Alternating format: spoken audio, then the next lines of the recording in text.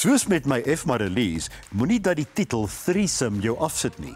Dit gaan oor 'n ouetjie wat tegelyk op 2 meisies verlief raak en nie kan wag om vir dit te wys hoe lief hy hulle het nie.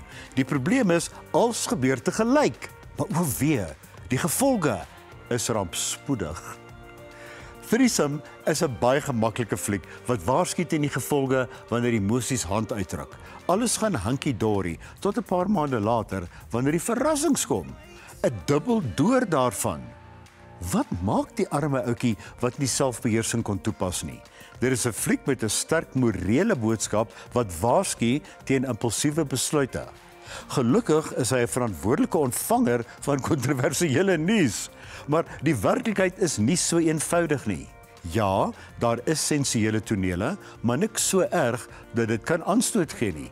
Threesome nou in teaters. Die leidraad tot die aard van die film lê in sy titel, A Big, Bold, Beautiful Journey. 2 uiteenlopende mense wat geskaad is, gaan saam op 'n reis, maar dit is allesbehalwe pragtig.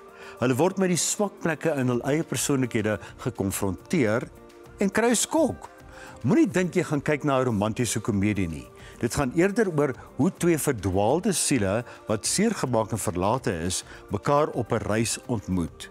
Die motor wat hulle huur is ook 'n karakter en praat op die GPS met hulle. Die 2 is verskillend en soek betekenis, maar gaan die fliek oor romanse? Nee.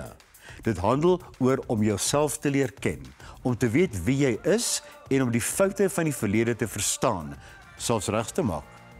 A Big, Bold, Beautiful Journey is anders. Dit wys in teaters. Jy kan hierdie resensies op Ontbytsake se webtuiste lees.